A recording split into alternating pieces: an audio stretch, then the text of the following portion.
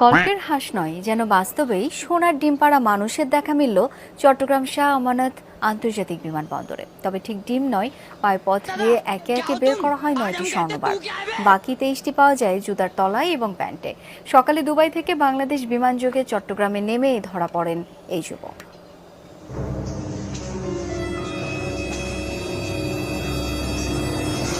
সোনার ডিম পাড়া হাঁসের গল্প কম বেশি সবার জানা।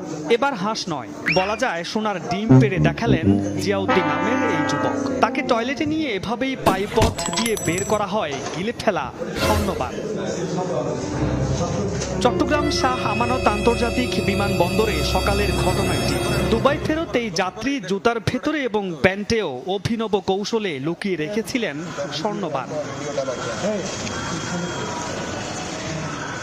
তবে শেষ রক্ষা হয়নি। পেটের ভেতর 9টি জুতা ও প্যান্টে 23টি সহ প্রায় 4 কেজি ওজনের 32টি স্বর্ণবার উদ্ধার করে শুল্ক গোয়েন্দা ও তদন্ত অধিদপ্তরের টিম, যার আনুমানিক বাজার মূল্য অন্তত 3,21,00,000 টাকা।